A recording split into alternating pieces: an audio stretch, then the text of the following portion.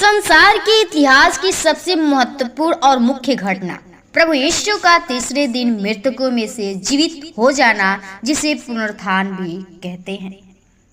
Praise the Lord. आप सभी को जय मसीह की और आप सभी लोगों को हमारे तरफ से हैप्पी ईस्टर। जो यीशु मसीह हमारे लिए जीवित हो उठा है, वो मुर्दों में से जी उठा है। और प्रियो, आज का जो दिन है हमारे लिए वो खुशी का, एक आनंद का दिन है, जो यीशु मसीह ने हमारे लिए सारे पापों को, सारे दुख को लेकर खत्म कर दिया और शैतान को हरा दिया।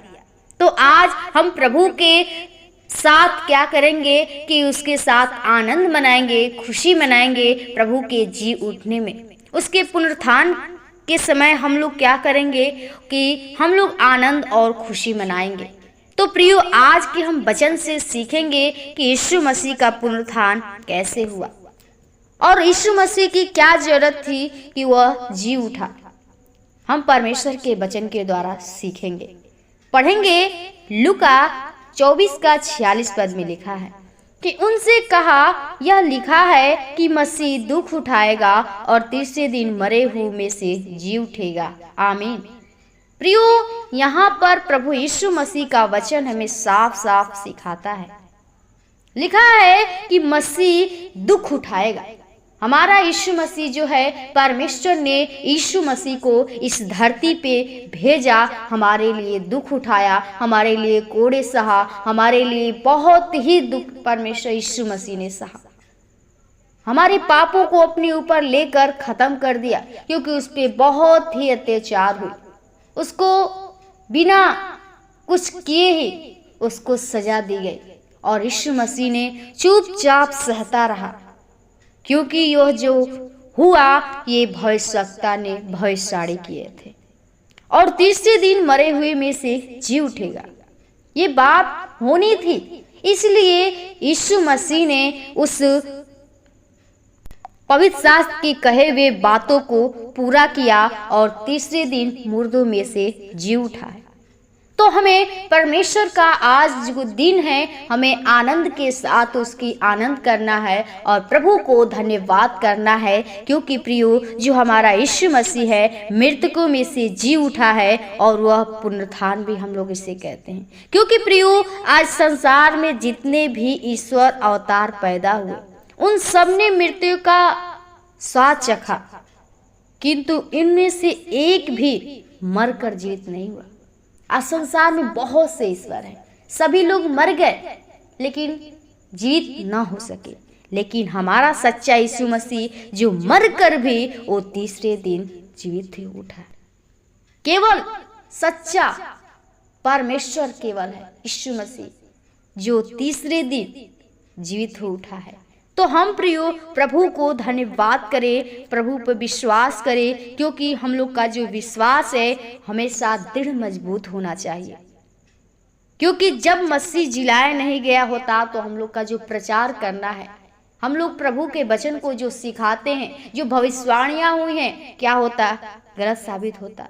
लेकिन प्रभु यीशु मसीह को पूरा करना था और सब चीज परमेश्वर यीशु मसीह ने पूरा किया और पिता के काम को पूरा किया और फिर स्वर्ग में चला गया। हमारे मन में बार बार डाउट होता है कि पुनरुत्थान क्या है। तो हम यहाँ पर 3 प्रकार के पुनरुत्थान के बारे में अध्ययन करेंगे प्रभु के वचनों के द्वारा। पहला है पुनरुत्थान नैसर्गिक, जिसे स्वाभाविक भी कर सकते हैं। जिस प्रकार एक गेहूं का दाना जब भूमि में बोया जाता है तो वह मिट्टी में जाकर सड़ जाता है, तब अंकुरित होता है। मिट्टी में मर जाने के बाद ही उसमें पुनः जीवन आता है। प्रियो, इसी प्रकार मनुष्य का आत्मा और शरीर पाप में मृतक है, लेकिन प्रभु यीशु पाप में जीवन को जीवित कर देता है। हम लोग क्या मर चुके थे, लेकिन यीशु मसीह ने जीवन दे दिया, अनंत जीवन देने के लिए आ गया और हमें उस पाप से आजाद कर दिया। और दूसरा यह है पुनरुत्थान की आत्मिक पुनरुत्थान, इसके लिए कि जिस प्रकार आदम में सब मरते हैं, उसी प्रकार मसीह में सब जिलाए जाएंगे। प्रभु यीशु के मृत्युत्थान के कारण प्रत्येक विश्वासी को एक धन्य आशा मिली। इस प्रकार मसीह यीशु मृतकों में से जी उठने के बाद अविनाशी स्वर्गीय आत्मिक देह को धारण किए थे, उसी प्रकार प्रत्येक विश्वासी भी आत्मिक देह को धारण किए हुए जी उठेंगे। जो मसीह में है, जैसे यीशु मसीह जीवित हुआ, उसी प्रकार जितने मसीह में लोग हैं उसी प्रकार जीवित हो उठेंगे। और तीसरा पुनरुत्थान यह है कि जिसे मृतकों का पुनरुत्थान भी हम कह सकते हैं। यह दूसरी मृत्यु के लिए पुनरुत्थान है, ऐसे लोगों के लिए जो अविश्वासी का पुनरुत्थान है, जिन्होंने प्रभु यीशु को अपना व्यक्तिगत उद्धारकर्ता और प्रभु ग्रहण नहीं किया है और उसके जी उठने के सामर्थ्य पर विश्वास नहीं किया है। वे नरक के महान और अनंत दंड पाने के लिए मृतकों में से जी उठेंगे। उस पाप में उनका वही जी उठेंगे दंड की, क्योंकि यीशु मसीह को ग्रहण नहीं किए उद्धारकर्ता के रूप में। वो अविश्वासी क्यों लिए बताता है, इसीलिए 3 पुनरुत्थान है जो प्रभु के हम लोग को वचन को सीखे हैं। प्रियो, यह बात हमें याद रखना है, कोई पुनरुत्थान के समय उद्धार प्राप्त नहीं करेगा। जब सभी लोग मर जाएंगे तो हमें प्रभु के उस समाचार मरने के बाद कुछ नहीं मिलेगी। हम पश्चाताप भी करेंगे तो हमें जीवन नहीं मिल सकता है, ना ही हम पश्चाताप कर सकते हैं, ना ही प्रभु यीशु को ग्रहण कर सकते हैं, क्योंकि पिता परमेश्वर ने इसी देह में रहते हुए समय प्रदान किया है। हम लोग को शरीर को दिया है और समय भी दिया है। इसलिए प्रियो, प्रभु यीशु के जी उठने का सामर्थ्य पर विश्वास करें, ताकि हम भी प्रथम पुनरुत्थान के भागीदार हों। और यह बात प्रभु यीशु मसीह पर विश्वास करने वालों पर निर्भर करती है। हालेलुया। प्रियो, आप भी विश्वास के यीशु मसीह पे विश्वास करिए कि वही हमारा सच्चा यीशु मसीह है, जो मरकर तीसरे दिन जी उठा है। वो अनंत जीवन देने के लिए आया है, क्योंकि परमेश्वर का हमें वचन सिखाता है, क्योंकि परमेश्वर ने जगत से ऐसा प्रेम किया कि उसने अपने इकलौते पुत्र को दे दिया, ताकि जो कोई इस पे विश्वास करे नाश न हो परंतु अनंत जीवन पाए। तो प्रियो, आप यदि उस पुनरुत्थान को चाहते हैं, प्रथम पुनरुत्थान को, मसीह में जी उठना, तो प्रियो यीशु मसीह के सामर्थ्य पर विश्वास करिए कि हमारा यीशु मसीह जिंदा खुदा है, सामर्थ्य यहोवा है, अनंत जीवन देने वाला है, और हमारा यीशु मसीह सच्चा पिता है। तो प्रभु आपको भी पुनरुत्थान देगा, आपको भी एक नया जीवन देगा, और आप भी मसीह में जी उठेंगे। तो आप सभी लोग प्रभु के वचनों को अपने हृदय में बसने दीजिए और प्रभु के वचन के अनुसार चलना सीखिए। प्रभु आपको आशीषित करेंगे। तो प्रियो, वचन को हम यही विराम करेंगे और आइए हम आज के इस दिन के लिए प्रभु को धन्यवाद करेंगे, जो यीशु मसीह ने हमारे सारे पापों को अपने ऊपर लेकर खत्म कर दिया, उस शैतान से आजाद कर दिया। तो हम प्रभु को धन्यवाद करें। तो आइए हम प्रभु के चरणों में चले।